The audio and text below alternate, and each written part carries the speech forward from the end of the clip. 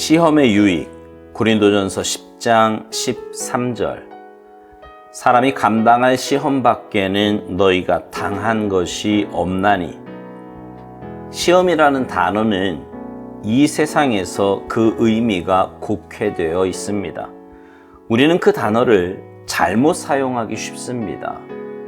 시험은 죄가 아니며 우리가 사람이라면 직면할 수밖에 없는 것입니다. 시험을 받지 않는다는 것은 모독을 당하고 있다는 뜻일 수도 있습니다. 그러나 한편 고생할 필요가 없는 시험을 당하는 자들이 많습니다. 그 이유는 단지 하나님께서 우리를 더 높은 영적 수준으로 올리시려는 것을 우리가 허락하지 않았기 때문입니다. 외적으로 받는 시험은 그 사람의 내면적 성향, 즉 그 사람이 소유한 인품에 따라 결정됩니다. 시험은 시험 받는 자의 본성과 맞아 떨어지는 것이기에 그 사람의 본성을 드러냅니다. 모든 사람들은 각각 그 사람만이 시험 받는 상황이 있으며 시험은 그 사람을 지배하는 성향에서 오게 됩니다. 시험은 내가 목표로 하는 최상을 실현할 수 있는 지름길을 제시합니다. 그 목표는 내가 악하다고 생각하는 것이 아니라 오히려 선하다고 생각하는 것입니다. 시험은 한동안 나를 완전하게 혼란에 빠지게 만드는 것으로서 상황의 옳고 그름을 분별하게 못하게 합니다. 시험에 빠지는 것은 내 마음속에 우상이 된 욕심에게 굴복하는 것인데 이는 이미 전에 그 죄를 거절하지 않았다는 증거입니다. 시험은 우리가 피할 수 있는 것이 아니며 인생 가운데 반드시 있는 것입니다. 당신이 시험을 당할 때 다른 사람이 받지 않은 시험을 받고 있다고 생각하지 마십시오. 당신이 겪는 것은 모든 인류가 공통적으로 겪는 것입니다. 전에 아무도 겪어보지 않았던 것들이 아닙니다. 하나님은 우리에게 시험을 면제해 주지 않으십니다. 주님은 시험 가운데서 우리를 구원하십니다.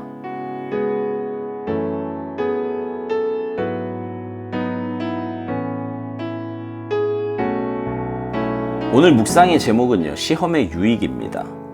시험의 유익이 있다는 말이지요. 그러나 시험을 좋아하는 사람은 없어요. 학교 다닐 때도 그렇고요. 인생을 살아가면서도 그렇고 우리가 만나는 시험은 할 수만 있다면 피하기를 원합니다. 그러나 시험이 없으면요, 자신의 수준이 어느 정도인지를 알 수 없어요. 자기는 공부 다 한 것 같고 공부 잘한 것 같은데 시험을 봐보면 자기 수준이 어느 정도인지, 자기가 어느 정도 알고 있는지 알 수 있는 것입니다. 인생의 시험도 그렇습니다. 평소 나는 믿음이 좋다고 생각을 해요. 신앙생활 잘하고 있다고 생각합니다. 그러다 인생의 시험이 오면 내가 얼마나 하나님을 의지하고 신뢰하고 있는지, 또 내 믿음의 수준이 어느 정도인지가 여실히 드러나게 되는 것입니다. 시험은요, 죄가 아니며 우리가 사람이라면 직면할 수밖에 없는 것이라고 오늘 묵상은 말합니다. 그러면서 이런 말을 해요. 시험을 받지 않는다는 것은 모독을 당하고 있다는 뜻이 된다고요.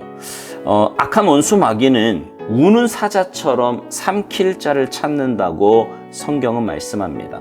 어떻게 해서든 우리를 흔들어 보려고 하고 하나님에게서 멀어지게 만들려고 몸부림을 치지요. 그러니 하나님의 자녀라면 당연히 시험이 오고 고난이 올 수밖에 없어요. 그런데 시험이 없다면 어쩌면 마귀 편이 아니겠느냐라는 겁니다. 아니면 마귀 편이 아니더라도 그냥 둬도 아무 상관없는, 언제 건드려도 넘어질 수 있는 그런 사람이기 때문에 안 건드리는 것일 수도 있다는 거예요. 그러니 이건 모독이지요. 물론 살면서 꼭 시험이 있어야 한다는 말은 아닙니다. 하지만 육신을 갖고 사는 연약한 인생이 시험이 없다? 사실 이건 말이 안 돼요. 자신의 죄로 인해서도 또 마귀의 유혹에 의해서도 분명 시험은 옵니다.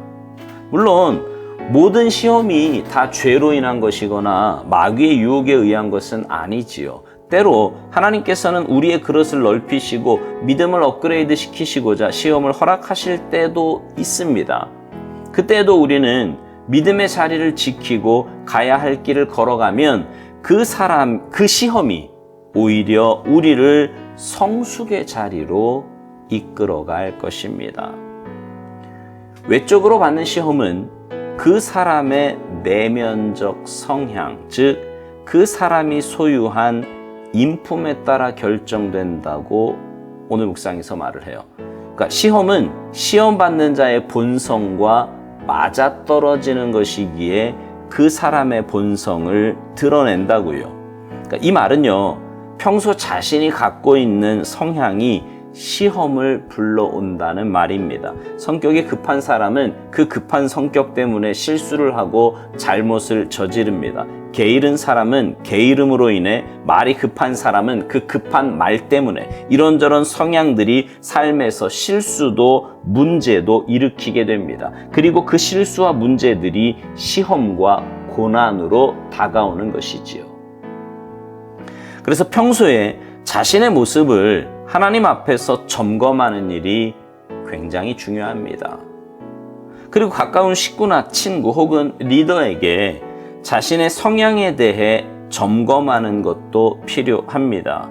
내가 말에 실수가 없는지, 자신이 가진 성격 때문에 다른 사람에게 영향을 주고 있지는 않은지 등에 대해서 말입니다. 그러면 많은 부분 실수를 줄일 수 있고요. 시험도 막을 수 있습니다. 오늘 묵상에서 시험에 대해 또 이런 말도 합니다. 시험은 내가 목표로 하는 최상을 실현할 수 있는 지름길을 제시한다고요. 그 목표는 내가 악하다고 생각하는 것이 아니라 오히려 선하다고 생각하는 것이랍니다. 그러면서 시험에 빠지는 것은 내 마음속에 우상이 된 욕심에게 굴복하는 것인데, 이는 이미 전에 그 죄를 거절하지 않았다는 증거라고 말합니다. 그렇습니다. 욕심이 들면 선악간의 분별이 잘 안 돼요. 아니, 생각조차 안 하려고 합니다. 그리고 그 길을 가요. 지혜는 말씀과 상황을 보고 멈추는 것인데 말이지요.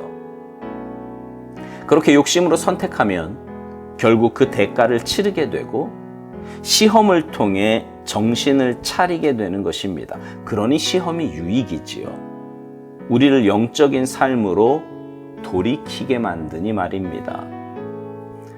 묵상 마지막에서 굉장히 중요하면서도 정확한 말을 우리에게 하는데, 시험은 우리가 피할 수 있는 것이 아니며 인생 가운데 반드시 있는 것이랍니다. 당신이 시험을 당할 때 다른 사람이 받지 않은 시험을 받고 있다고 생각하지 말래요. 당신이 겪는 것은 모든 인류가 공통적으로 겪는 것이고 전에 아무도 겪어보지 않았던 것들이 아니라고 말합니다. 정말 그래요.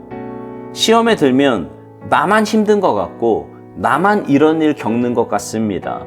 다른 사람들 다 행복한 것 같고 하는 일마다 다 잘 되는 것 같은데 나만 아닌 것 같아요.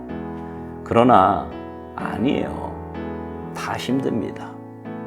문제 없는 가정 없고 문제 없는 인생 없어요. 다 경험했던 시험이고요. 다 겪어봤던 일들입니다.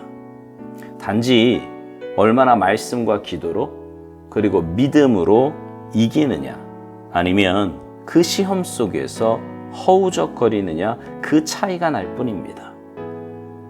하나님은 우리에게 시험을 면제해 주지 않으시고 주님은 시험 가운데서 우리를 구원하신다고 묵상 마지막은 말합니다. 그렇습니다. 시험의 면제 대상은 없어요.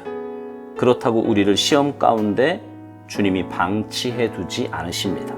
그러니 여러분, 내가 어떤 시험 가운데 있던 감당할 시험이라고 하는 것을 기억하시고 믿음으로 반응하셔서 그 시험을 거뜬하게 이길 뿐 아니라 그 시험을 통해 영적으로 성장하고 성숙하는 여러분 모두가 되시기를 주님의 이름으로 축복합니다.